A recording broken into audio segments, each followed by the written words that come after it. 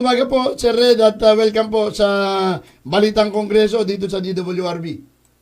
Magandang umaga po, Jimmy at ka Felix sa inyong programa dito sa Balitang Kongreso.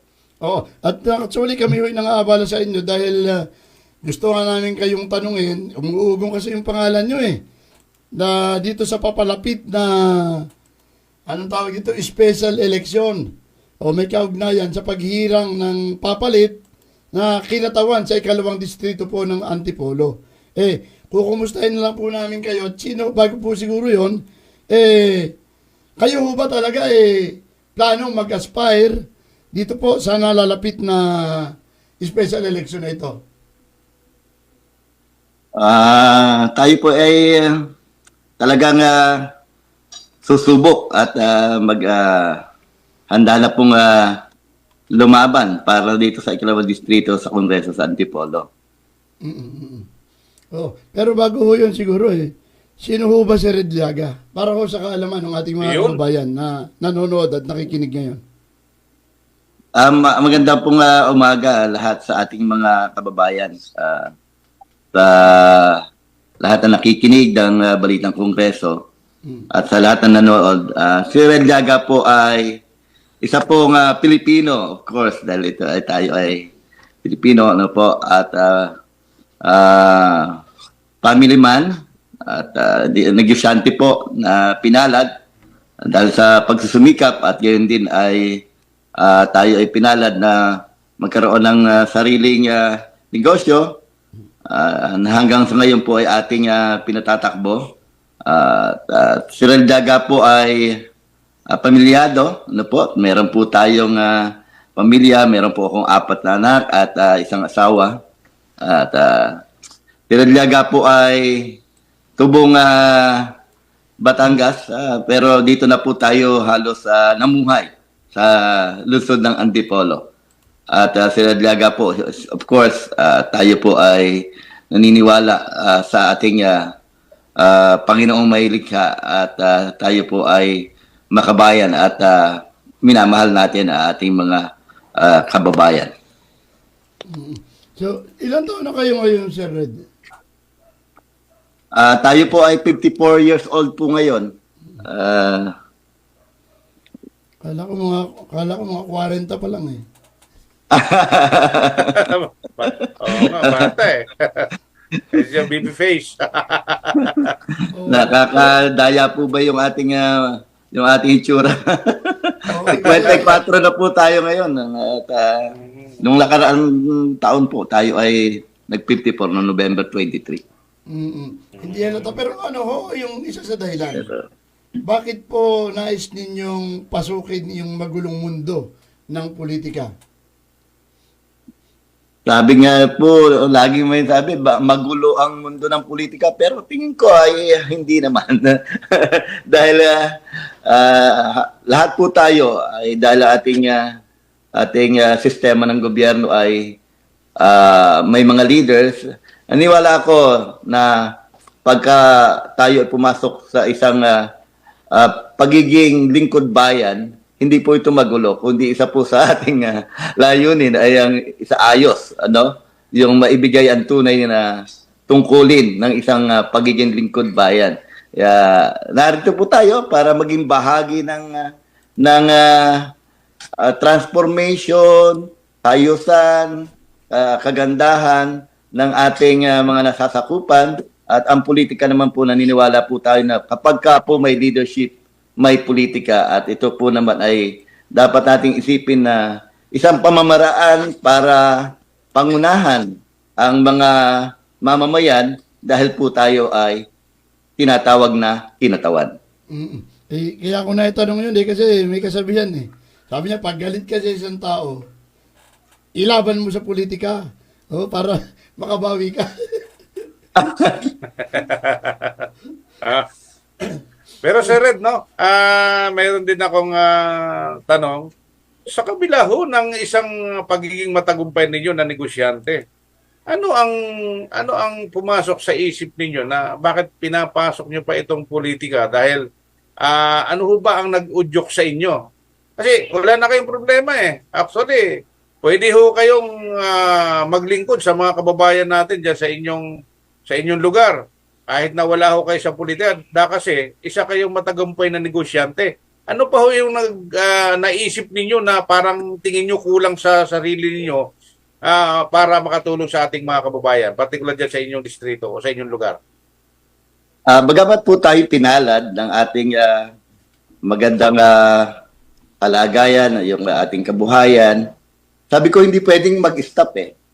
Alam niyo po, nung ako po ay bata pa, ako po, ang aking pong inay, isang DSWD, kung saan lagi kaming pupunta sa mga remote area, tumutulong sa mga tao. Tumatak sa isip ko na, siguro pagdating ng panahon, pwede akong ganito, yung manahin ko yung karakter ng aking inay, na kung saan volunteer yan, at tuturok ng mga bata, dinadala sa health center, tumutulong doon sa mga namatayan, dahil malayo po yung aming pong tirahan doon sa Kabayanan. So, yun po, siya po ay volunteer.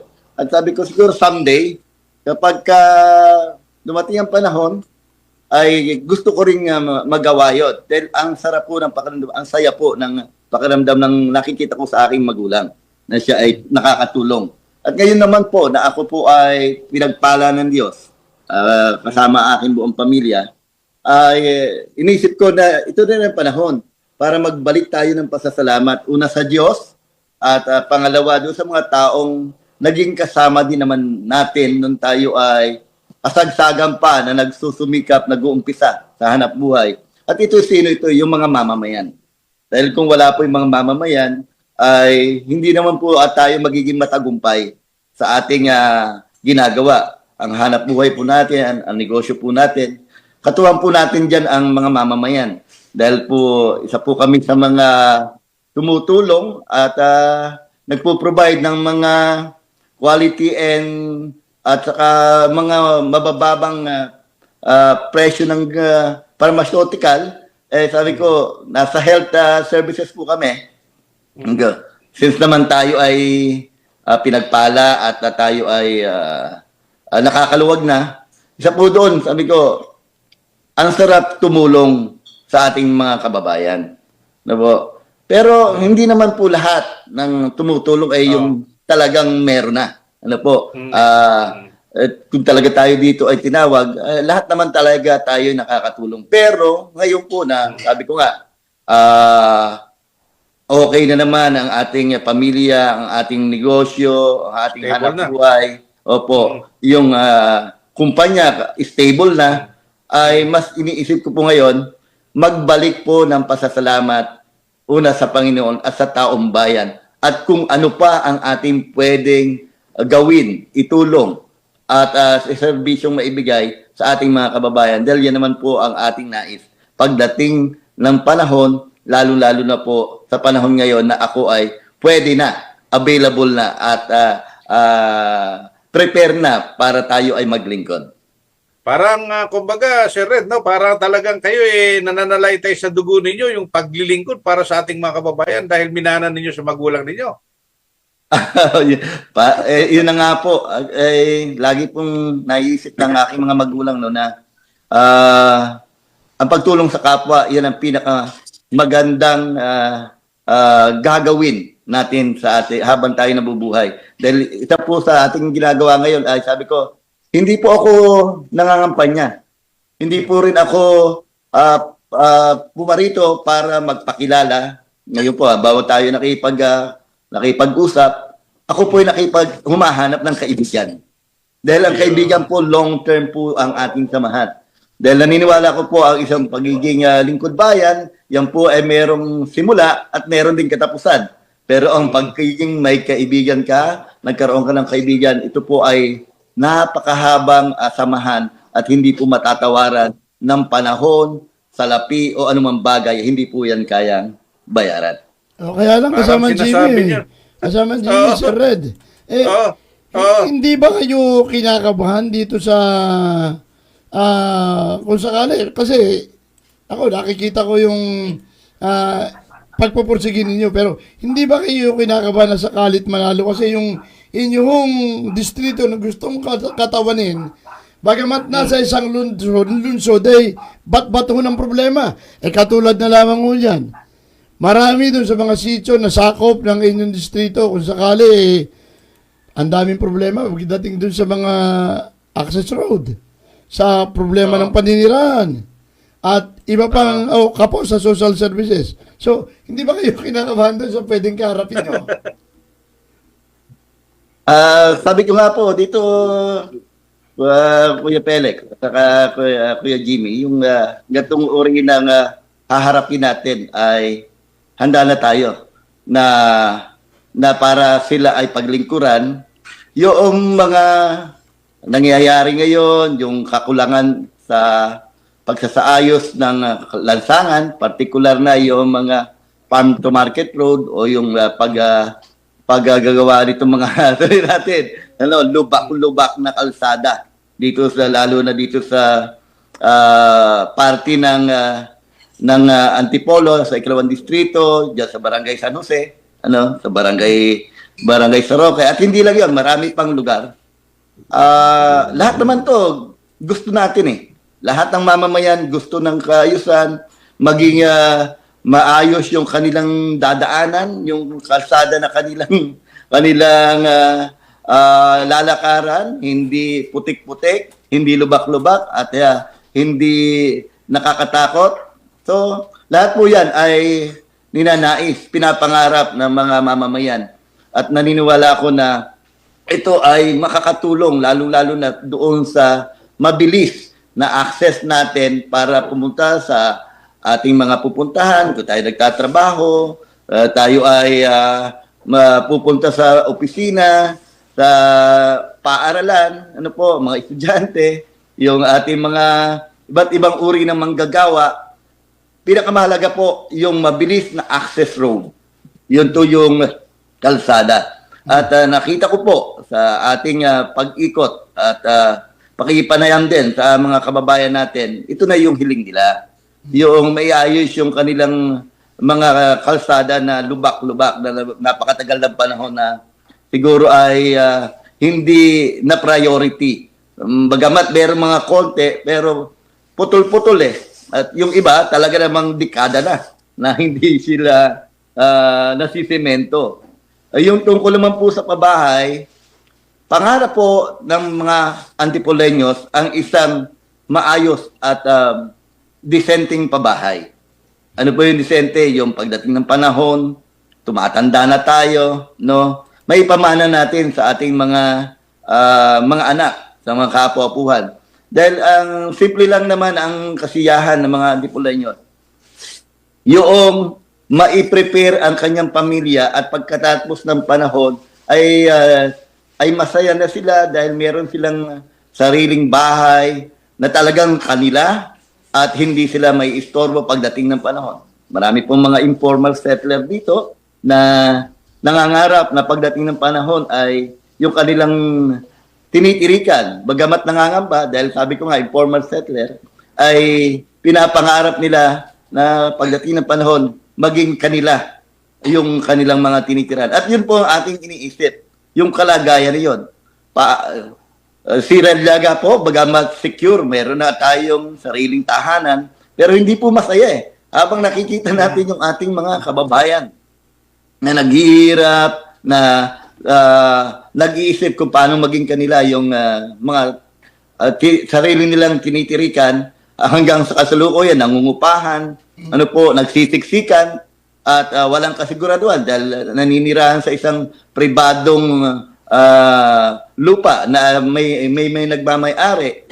Yun po, panahon to, sabi ko na paano natin sila tutulungan. At yun ang iniisip ni Redlaga. Yung sila ay maisaayos dahil naniniwala tayo na karapatan at pribilehiyo, benepisyo ng mga mamamayan na magkaroon sila ng isang maayos at siguradong tahanan. Sir Red, kasi nabanggit nyo yung barangay social, mag-particular tayo. Katulad halimbawa, kahapon dumano ako ron sa dumaan ako doon sa likuran ng isang pabrika ng semento.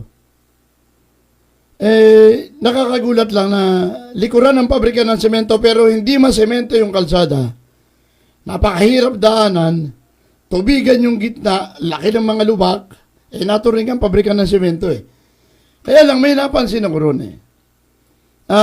This is a private road. Ang tagal-tagal na ng panahon, ang dami ng namuno.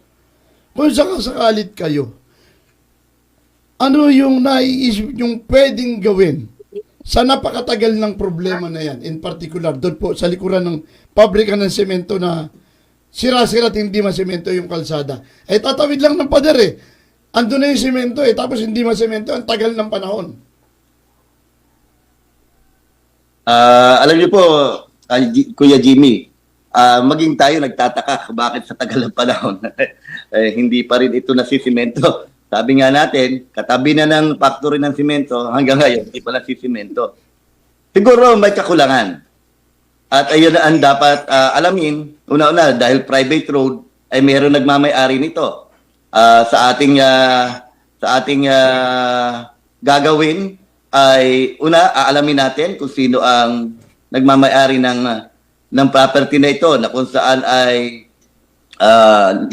daan na ang right of way, alamin natin kung sino ang talagang kakausapin, both side, kung yan ba yung factory ng semento o yung dito sa may gilid na ito ng pader ay kung sino ang nagmamay-ari. Una, aalamin natin. No, nandiyan naman po yung RD, nandiyan ang LRA, nandiyan naman po ang assessor para alamin kung sino ang nagmamay-ari. At pangalawa, pagka nalaman natin, ay pwede po nating i-negotiate yan sa mga nagmamay-ari.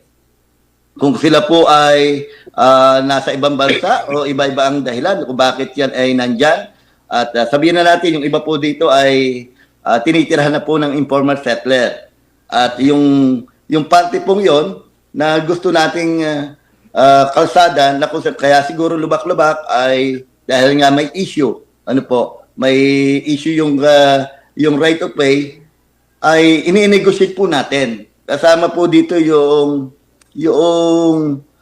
pag-alam kung sino nagmamay-ari at paano natin ito ma-resolve ang problema. Isa po sa aking iniisip dito, alamin kung sino nagmamay-ari at yung mga nagmamay-ari na yon, i-negotiate, patawag ng kongreso, ng opisina sa distrito, ay patawag ng local government at ilatag yung problema ng right of way.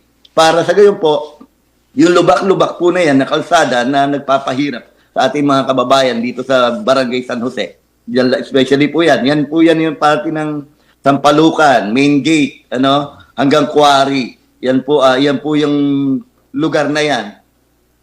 Na katabi ang factory ng semento, hindi pa nasisemento.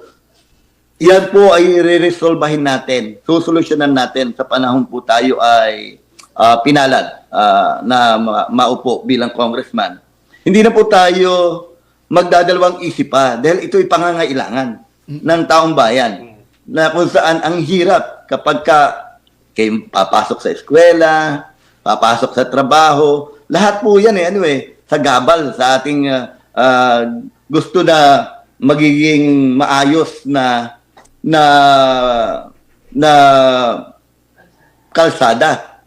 So, pwede po yan na halimbawa yan ay kinakailangan dahil sabi ko kailangan talaga ito pag-usapan ng maayos kung kailangan i-expropriate ng gobyerno, meron man pong paraan para dyan. Ibig sabihin ba, kung yan ay pribadong property at hindi ka nagkakaroon ng negotiation, talagang hindi magkakaroon ng solusyon.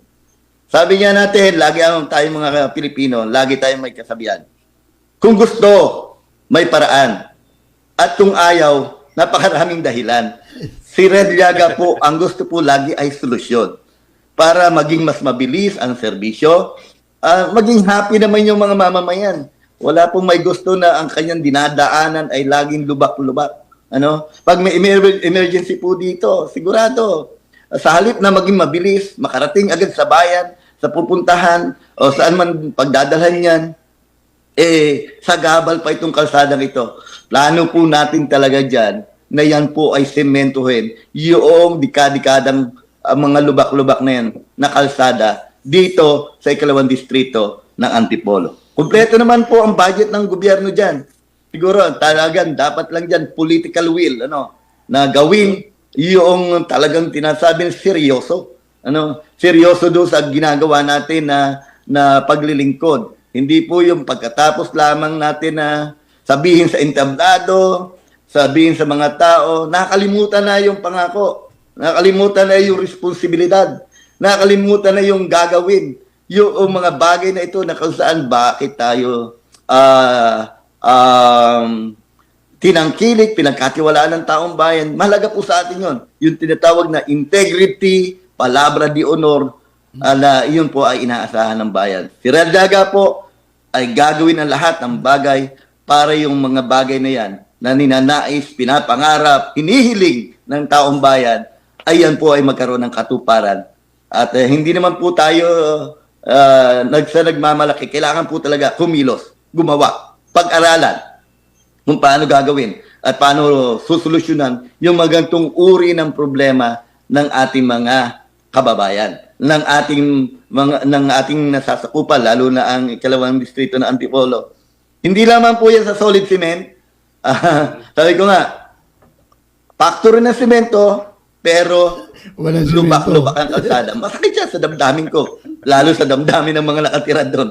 Ako, nakikiraan lang eh. Siyempre, tayo nakikidaan lang. Masama na yung atin ay na nagiging pakiramdam. Medyo maiinis tayo, madidismaya. Bakit nga ba?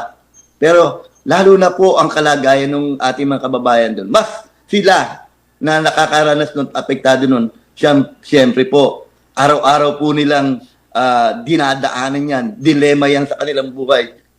Parang ang tanong, sino ba talaga ang makakasasagot? Sino ba talaga makakatulong sa amin ito? Dapat sana, inuupuan ito, pinag-uusapan ito, lahat ng concern, mamamayan, may-ari ng lupa, katabi o boundary, dapat yan pinag-uusapan. At ang pinaka-dapat pag-usapan dyan, solusyonan yung problema. Isa pa... Parang malaking challenge pa na yan, Felix. No? Malaking challenge pa na yan kay Sir Red, yung kaugnay dyan. Kasi, alam mo, yung habang pinakikinggan ko yung sinasabi kanina ni Sir Red, parang bumabalik tuloy sa akin yung mga sinasabi ng mga nagtagumpay na ng mga politiko na sabi nila, pagka ako'y pinalad, ganito, ganun, gagawin ko yan. Nangako na nga. Parang malaking challenge sa kanya ngayon. Kaya malaking challenge sa kanya ngayon. Meron ako napansin sa binanggit ni Sir Red Yung binanggit niya na kung sabi, may privado ba sabihin, may private road. May binanggit siya na pwede naman dumaan sa proseso ng negosasyon, expropriation kung talagang kailangan. Kasi kapakinabangan ng tao Kapakinabangan talaga. Tingin ko tama yung binabanggit ni Sir Red na kinakailangan expropriate mo yan, gawin mo, dahil kailangan ng taong bayan, mas maraming makikinabang.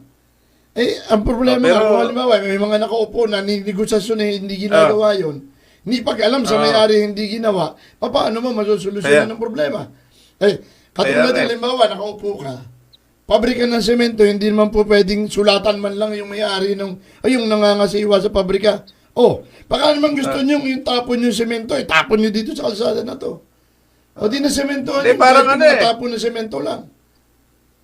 Parang napapatunayan ko tuloy ka, Felix, tsaka si Red, no? Yung kasabihan, kapag ka daw ikaw isang karpentero, manggagawang bahay, sigurado yung bahay mo ay hindi maayos, sira-sira. Parang gano'n lang yan bahay.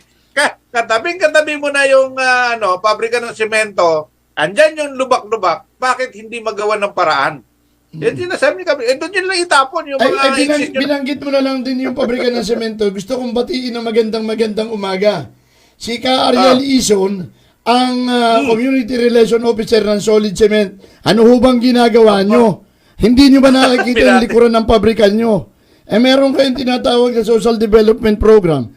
May Corporate Social Responsibility. Anong ginagawa ng kumpanya? Eh, kaibigan ko yung Comrel doon. Eh, kaya lang, Mag- hindi ka ba nagpupunta sa likuran ng pabrikan nyo? Nakakahiya naman. Maganda yung pagkabati mo, ha? O, magandang umaga kay Sir Ariel Liso ng Comrel ng Solid Cement. Baka gusto nyo pumunta Ayun. sa likuran ng pabrikan nyo.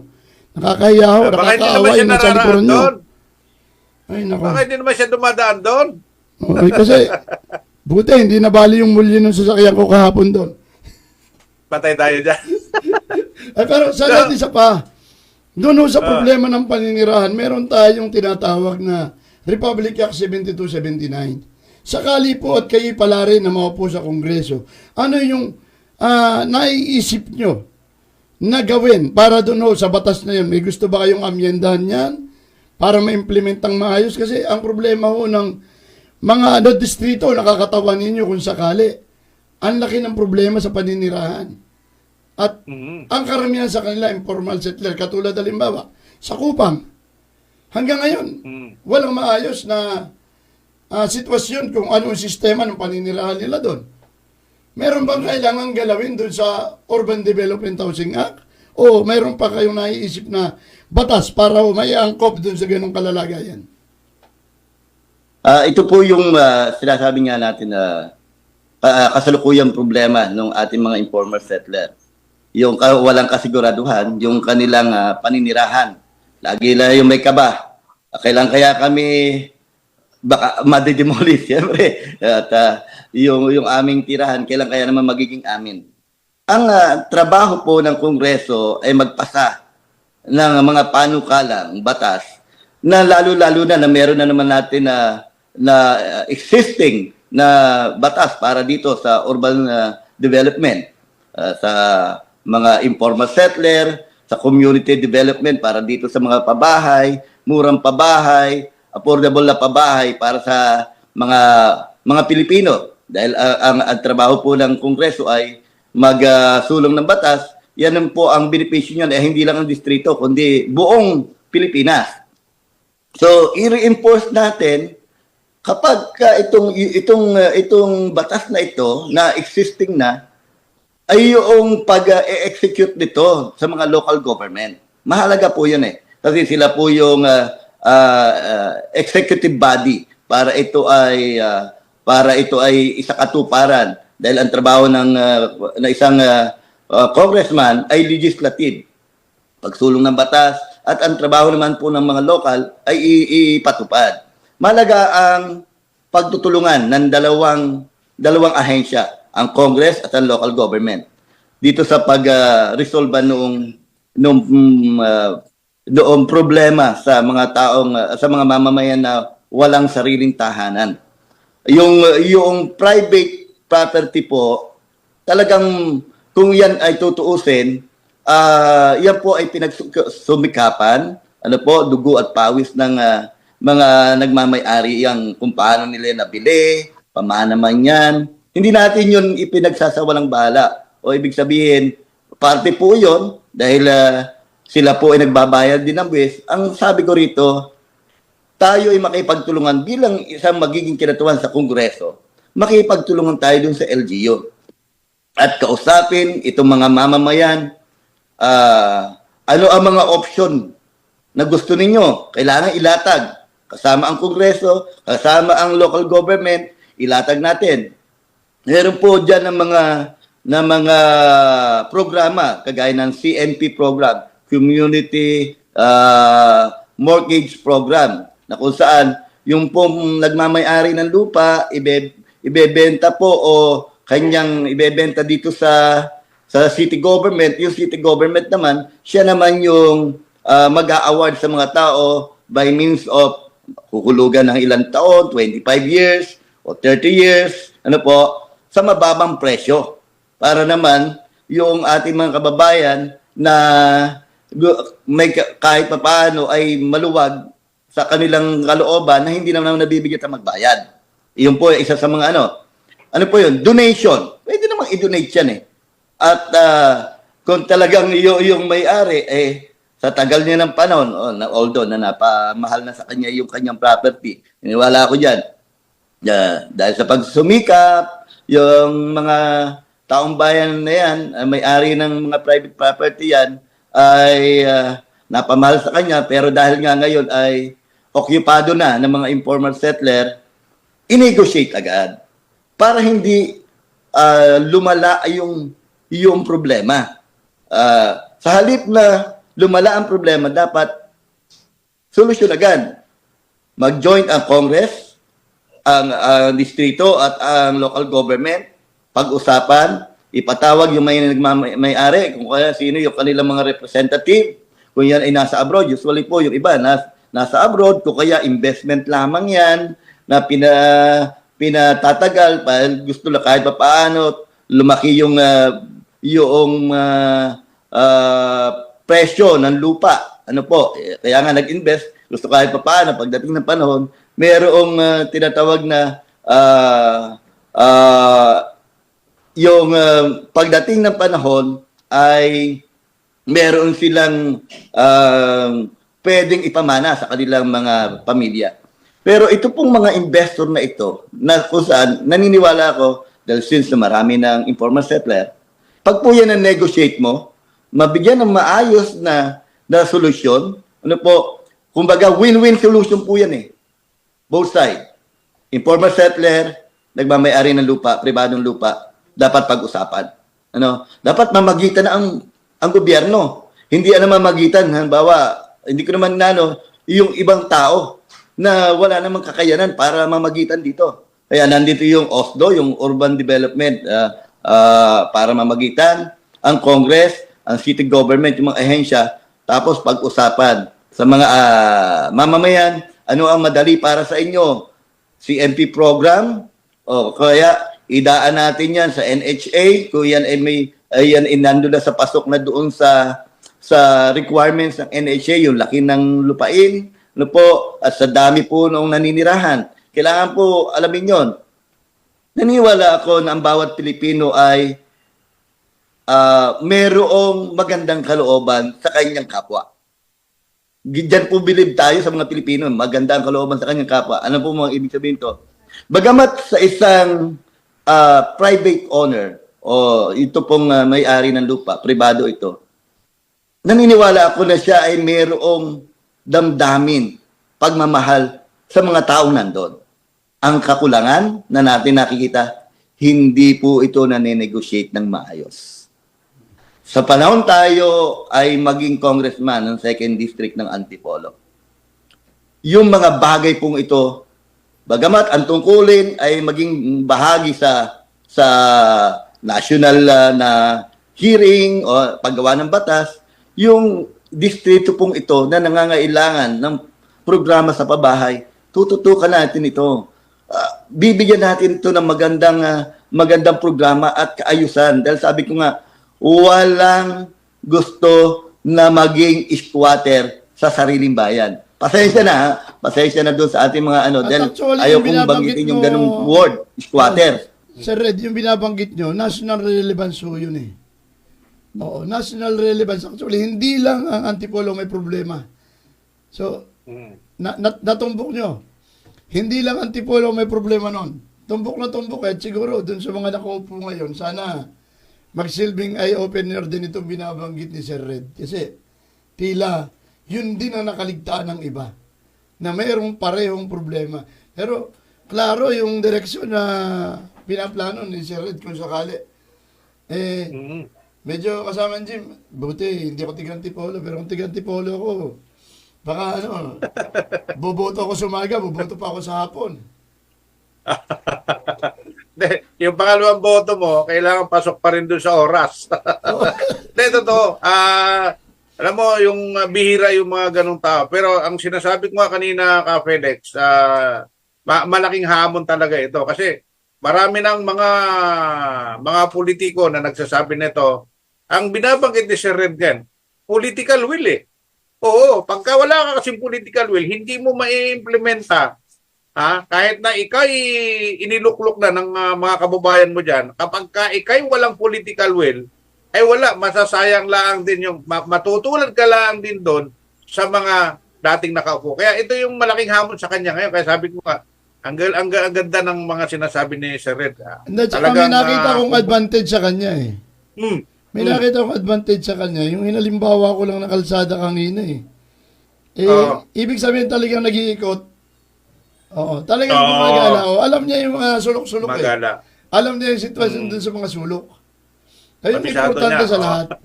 Oo, alam niya yung kanyang sinasabi. Kasi totoo. Dinaanan ko kahapon yung ikinento ko, kabisado niya. Ibig sabihin, dinadaanan o pinupuntahan talaga niya. Ay, pero, sir, pagdating dun sa national relevance, kasi alam naman ninyo ngayon ng sitwasyon, nakagits na sa politika sa Pilipinas na kung sino yung mga namumuno noon, papalitan ng anak, papalitan ng asawa, ng apo, paano nyo po tinitingnan yung usapin na ito? Ang tawag dito ay political dynasty.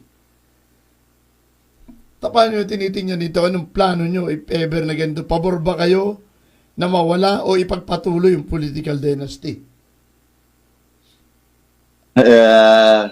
Ka Felix, alam niyo po, ka Jimmy, yung issue na ito ng anti-dynasty o itong dynasty nila ito na pamamala, matagal na po ito na meron ng ating bansa. At sinabi ko nga, wag masasaktan yung ating mga namumuno. From top to bottom. Pamuhat sa pinakamataas hanggang baba na sangay ng gobyerno, ito ay pinamamahalaan ng pamilya-pamilyang mga nanunungkulan sa bayan. Yung paglilingkod, talaga namang yan po ay isa sa mga adikain, layunin ng isang public servant.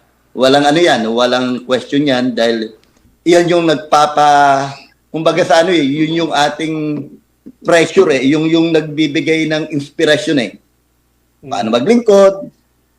Ano yung gagawing paglilingkod? Siyempre, hindi lang tayo isang mamamayan. Pag giniging public servant, yan po ay pagmamayari na ng bayan.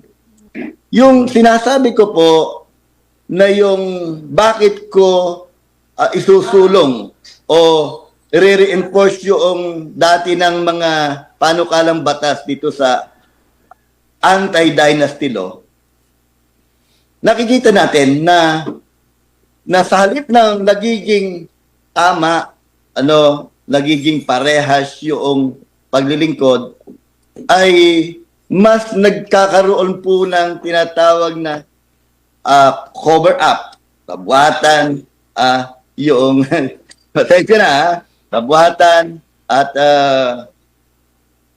nagkakaroon ng tinatawag na hindi na tama no? Lalo na tigit yung sa po may isang bagay na gagawin. Sabihin na natin, sample, ang isang governor o mayor o kapitan, pagka siya ay nandyan, at yung kanilang mga pamilya ay nandoon din at namumuno, ang hirap pong i-execute doon, no? Lalong-lalo na kapag ka po yung mga yan ay meron ng power, meron ng kapangyarihan. Siyempre, meron na ring mga taong sumusuporta. Ngayon, kapag ka po sila ay meron ng power sa kanilang mga teritoryo, nakakalimutan na yung tinatawag na good governance competition. Ano po yung good governance competition?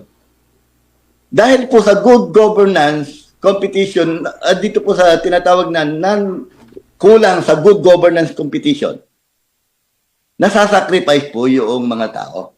No? Sa halip na magkaroon ng competition doon sa kanilang pang-serbisyo, naniniwala ako dapat hindi ka lang public servant, magaling ka rin na nakikipag-compete ka. Para isang paligsahan o isang palarong pambansa, dapat nakikipag-compete ka. Ano yun? Nakikipag-compete ka sa kaayusan, development, yung mga gagawin pang sa susunod na mga plano sa pamahalaan, nakikipag-compete ka. Pag po dahil sa dynasty, nawawala na po yung tinatawag nating good governance competition. nako-compromise. Dahil nga pamilya system, nahihiya eh. Aminin naman sa natin na hindi, nahihiya. Lalo kung anak mo ay mayor, nahihiya ka na sabihan. Dahil yung yan, may plano yan eh. Okay sana kung lahat ay nagsasubmissive. Ano po, nagpapasubmit doon sa tinatawag na development plan. Maganda po kung meron talagang totally development plan sa isang lugar. Halimbawa, sa Antipolo, may totally development plan. At yung development plan po, sino man ang nakaupo, anumang administrasyon, ang darating, dahil naniniwala tayo na ang lahat naman po ng bagay ay may katapusan. Kung sino man, dapat yan doon patungo. Oy, Ang layo hindi yung puro legacy, ano? Hindi yung puro Ano po? legacy na puro umpisa. Opo, hindi lang puro umpisa. Dapat, kung sabihin natin, kagaya ng distrito ng Antipolo, sa Quirino Distrito, meron long-term vision tayo dito, long-term plan, short-term, at saka mid plan. So, ang long-term plan, lahat ng mga farm to market road sa ikalawang distrito ng Antipolo, lahat po yan masimento.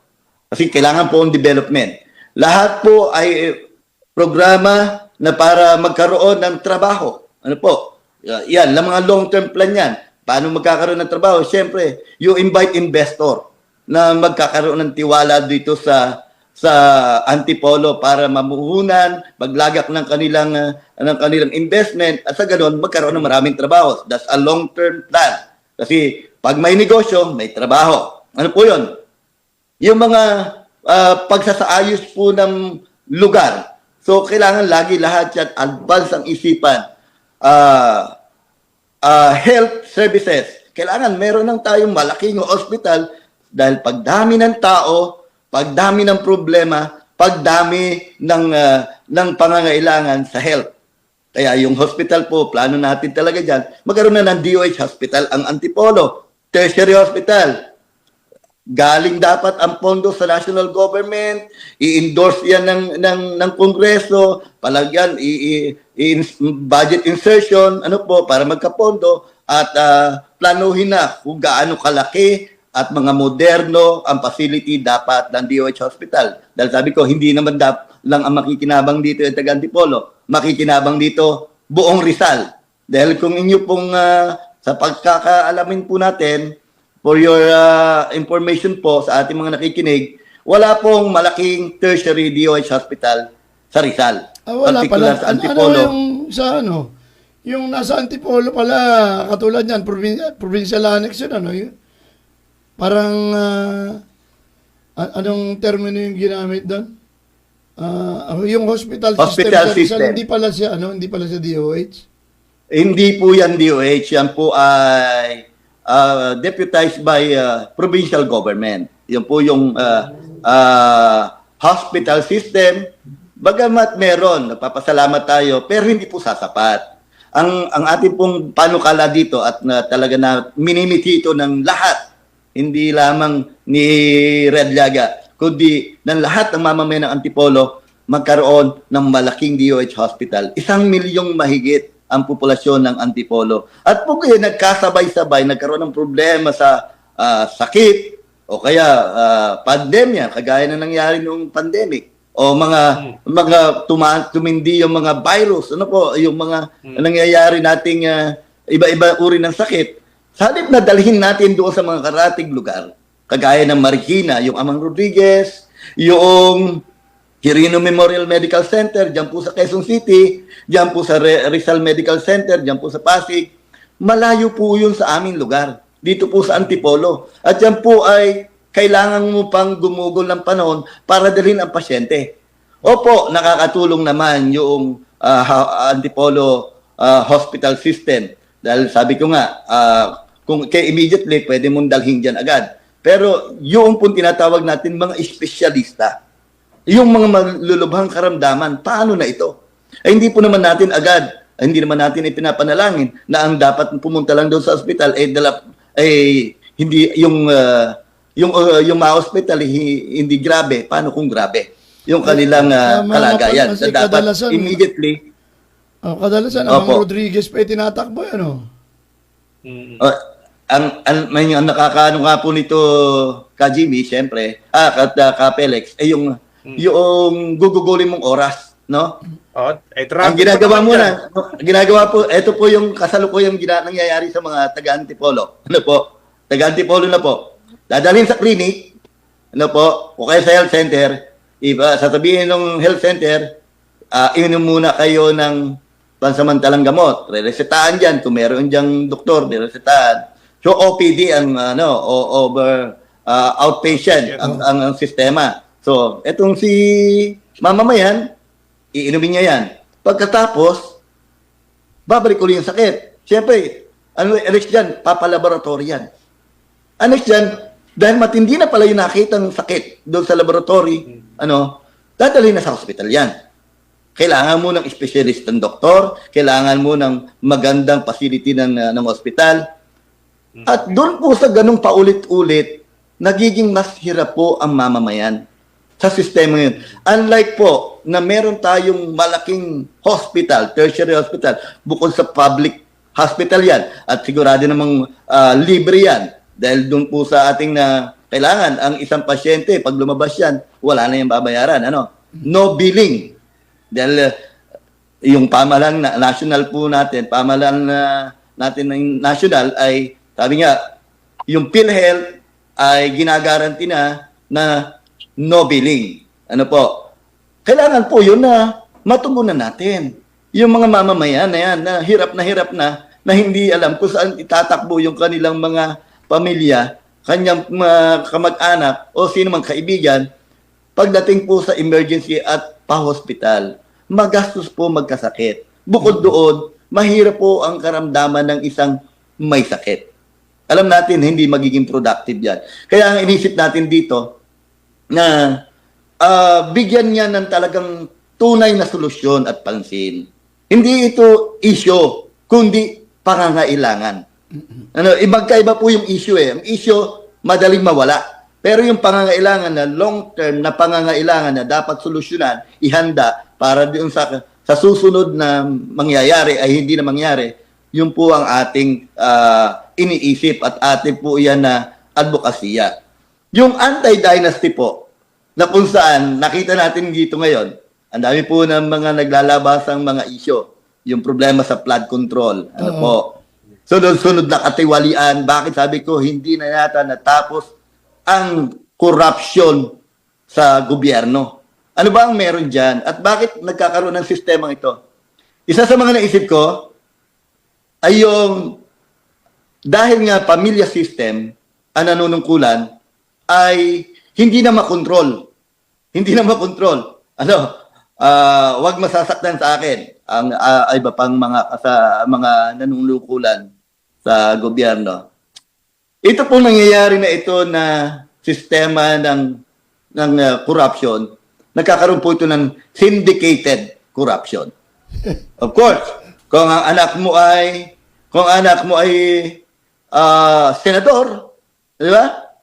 Ang magulang mo ay senador, ang anak mo ay congressman, bago yung anak mo pang isa ay mayor, yung anak mo pang isa ay kapitan, aba, nakuha mo na lahat. Napamuno mo na lahat. Sino ang magkukorek sa'yo? Sino ang magkukorek sa'yo? Ito yung katwiran dito eh. Kapag ka dumating ang punto na nagkaroon ng mga issue at iniimbestigan yan, kung buong pamilya mo yan, sino ang magkukorek sa'yo pagdating na sa mga investigation? Kaya mo bang, masakit ako magsalita, pasensya na po kayo, kaya mo bang isakripisyo ang pamilya mo kapag ka nagkasala sa mamamayan sa taong bayan? Malaking tanong yun, malaking hamon yun. Bilang magulang, ako, sabi ko nga, kapag ka na-implement o naisabatas ang anti-dynasty law, isasakripisyo ko ang aking pamilya sa gantong uri para sumunod sa batas ng anti-dynasty law. Sabi ko sa mga anak ko, kung ako ipapalarin bilang maging congressman at kayo ay nangangarap na maging lingkod bayan pa rin, dahil sa anti-dynasty law na isusulong natin at yan na may paninindigan natin, mas mabuti pang maghanap buhay na lang kayo, maging pribado kayo. Pagkatapos ko, baka sakali. Pero yung anti-dynasty, masakit po ito. ano po, unang-unang didisiplinahin sarili natin. No? Masakit yan na, ay dati, ang iisip namin, buong pamilya kami maglilingkod, wala namang masama. Dahil kung yun ang gusto. Pero yung anti-dynasty to, ay binibigyan natin ng pagkakataon ng lahat ng mga Pilipino. Magagaling po ang mga Pilipino. Ano po, sa diskarte, matalino, lahat. Meron kakayanan tayo. Kaya believe sa atin ng ibang bansa. Ano po, flexible, magaling magplano, magaling mag-isip, magaling mag-execute. Binibigyan natin ng pagkakataon ang lahat ng mga Pilipino, maging ang susunod na salinlahi o generation na maglingkod sa ating bayan. Magbigay ng kanilang kakayanan, maipakita na yung kanilang kakayanan, na they are also able to govern and able para manungkulan sa bayan. Sabihin na natin, diretsuhan, bigyan natin ng pagkakataon naman yung iba. At dahil doon, magkakaroon na ng competition. Mababawasan na yung syndicated na kaisipan natin. Aminin man natin sa hindi. Kapag yung pamilya system na yan, bukas yan sa isipan ng mga taong bayan, dahil sila ang namumuno sa bayan, syempre, hindi natin kayang banggain yan. Di ba? Hindi, parang may kasabihan po, pag utos ng hari, hindi mababali. Hindi nababali. Pero Sir Red, Kung ikaw inabot tayo ng oras, Sir Red, pero tatawad tayo. Wala pa rin naman si kasamang Edwin Moreno. Tatawad tayo sa oras si kasamang Edwin Moreno. Wala pa eh. Tama-tama. Extend tayo ng konti. Oo. Ang sarap ng kwentuhan natin eh. Kasamang Jim, baka meron ka pang gustong ihabol kay Sir Red. Ito yung isang maganda nito. Kapag ganitong bitin na bitin ka, may kinakailangan mag-rebanse. Oo. Pero may tanong mga kasamang Jimmy, tayo umirit sa programa muna ni Ka Edwin. At wala pa naman siya. Yun lang yung binabanggit ko. Kaya kanina gusto kong singitan yung sinasabi ni Sir Red eh. Gusto kong sabihin na, ikaw na! Doon sa mga binabanggit niya na kailangan talaga yung political will. Yung binabanggit niya kanina, Ka Felix, napaka-importante yun eh. Yung kaya niyang isakripisyo yung kanyang pamilya para lamang mapatunayan niya na talagang ma-implementa itong batas na ninanais ng ang tagal-tagal na nito yung political dynasty. Alam mo pagkakakwentuhan ko si Sir Red, pagkakakwentuhan natin, may naalala ako eh. Naalala mo yung mama na meron siyota na may candy? Parang siya kakwentuhan natin ngayon eh. Oo. Ayun nga no? Parang nabuhay tuloy yung pakikipagkwentuhan natin dati sa Kay Bayani namayapa ng Fernando. dating mayor, Congressman magaling na Bayani mayor, Fernando. magaling na congressman at nagpatupad sa MMDA ng iba't samut-saring mga proyekto para lamang tumino yung lansangan sa Metro Manila. May political yung will. binabagit natin, no? Oo. Pero siguro hinga natin ng ilang minutong huling pahayag si Sir Red para sa ating mga kababayan. Baka meron siyang parting word o mensahe pa na ilang hindi natin na itanong. Sir Red, bigyan namin kayo ng pagkakataon para dun sa inyong mensahe at baka meron pa kayong gustong ipahiwatig sa ating mga kababayan. Maraming salamat po, Kuya Jimmy at Kuya Felix, sa pagkakataon na tayo ay bigyan ng panahon para makapanayam dito sa inyong programa, Balitang Kongreso. Sa ating mga kababayan, mga Antipoleños, Kalawang Distrito ng Antipolo, narito po si Kuya Red, isang simpleng mamamayan.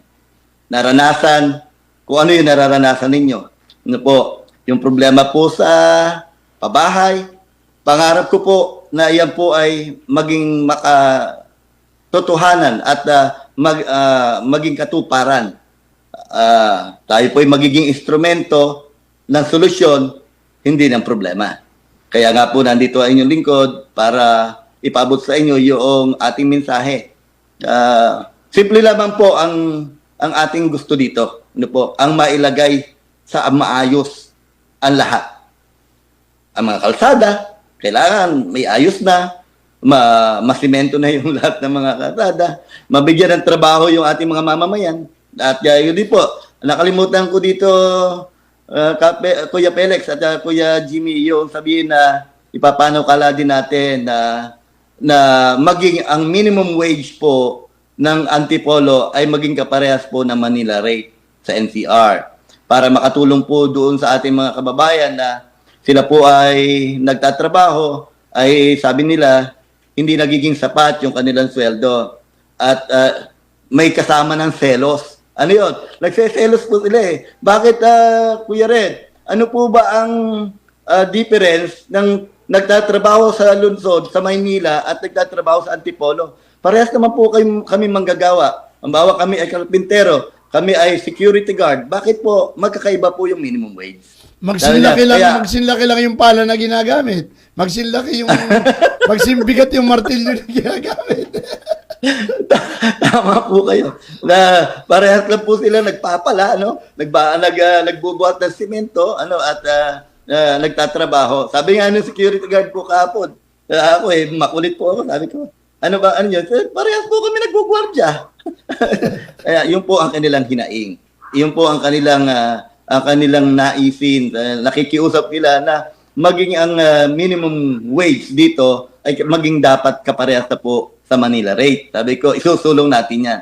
And hopefully, ay talagang seryoso tayo na suportahan ito dahil ito naman ay talagang pangangailangan ng mamamayan ng Antipolo. Ano po? At sino ba ang gusto na walang savings? Sino ba ang kahit pa paano walang pagdating ng panahon merong madudukot at makakaluwag na ang mga kababayan natin sa lungsod ng Antipolo.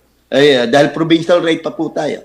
So, si Kuya Red po nananawagan na hindi pa po huli ang lahat.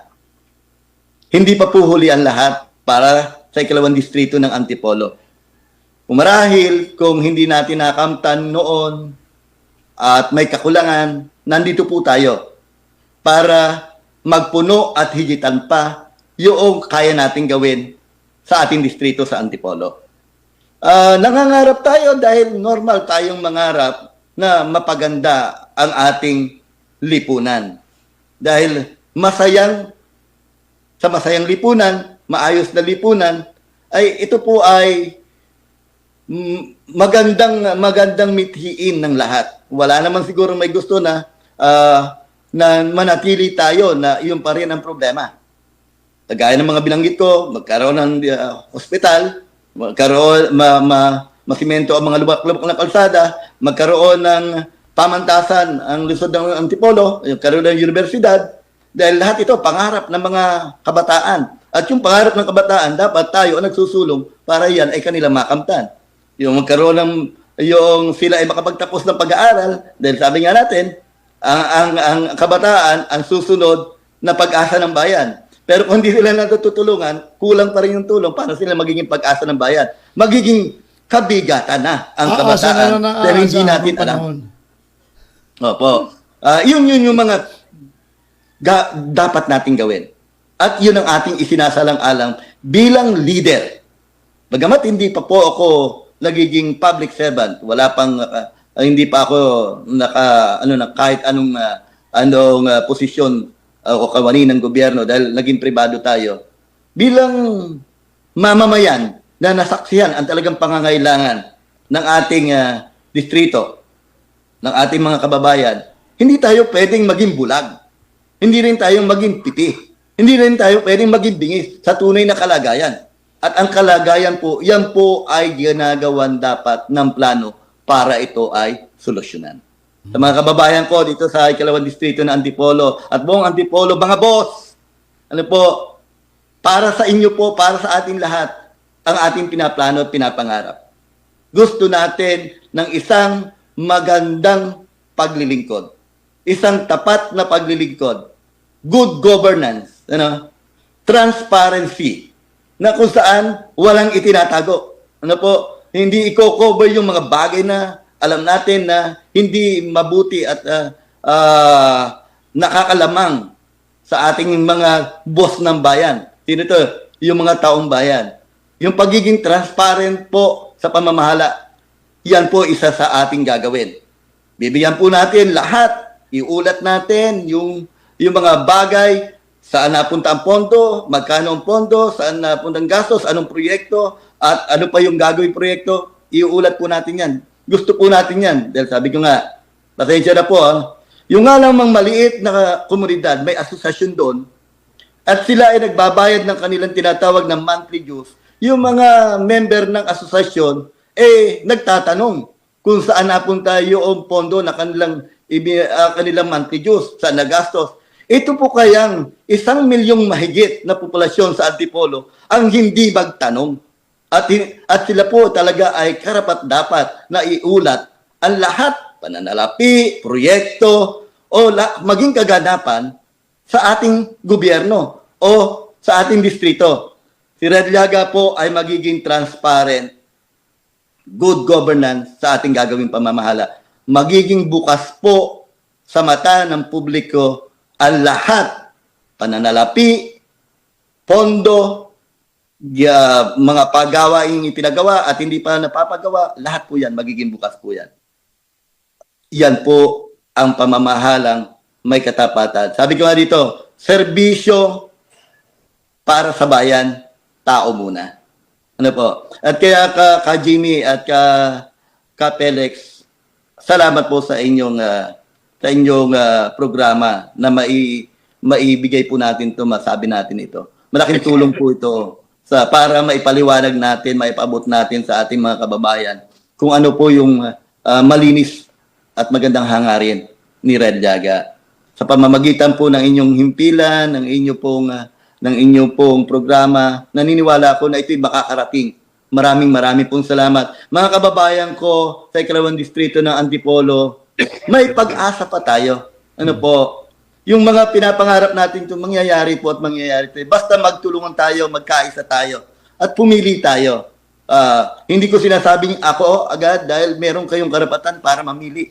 Ano po? Ito ang panahon para mamili. Pero kung nakikita ninyo na yung proposal nating ito, yung ating advokasiyang ito, programang ito, platapormang ito, ay hindi magiging puro forma, kundi magiging magkakatotoo. Samahan niyo po ako. Magsama-sama tayo. Panahon na para din sa isa nating adikain, na ang serbisyo na tunay ay tayo po ay magiging boses sa Kongreso. Bagamat bawal pa pong mangampanya, pero sinasamantala ko na po yung pagkakataon. Sama-sama tayo, mga kababayan ko. Hindi naman natin sinabi sa kanila na iboto kayo eh. Oo. Binabanggit pa lang natin yung plataforma ninyo at yung pinaplano ninyo. Anyway, Sir Red, at siguro sa ibang pagkakataon, magkwentuhan tayo ulit. At bitin ako sa kwentuhan natin. Kaya lang, medyo nanghiram na tayo ng oras kay paring Edwin Moreno eh. Oo. So maraming salamat, Sir Red, at sa ulitin tayo magkakwentuhan ulit. Maraming salamat po at mabuhay po ang inyong programa. Pagpalain kayo ng Panginoon. Naniniwala ko, dami nyo pang dapat, dami pang matutulungan ang inyong programa para maghatid ng serbisyo para sa ating mga kababayan. Mabuhay po kayo and God bless po sa mga taga Ikalawang Distrito ng Antipolo, buong mamamayan ng Antipolo. Mga boss, maraming salamat po. Mabuhay po kayo. Okay, maraming salamat po si Sir Red Noble Llaga po ng Ikalawang Distrito ng Antipolo City. Ayun, thank you very much po. Saman Jim. Ikaw na. Sabi ko, ikaw na. Maraming salamat, Sir Red Noble Llaga. Yan sa bahagi ng Antipolo. Teka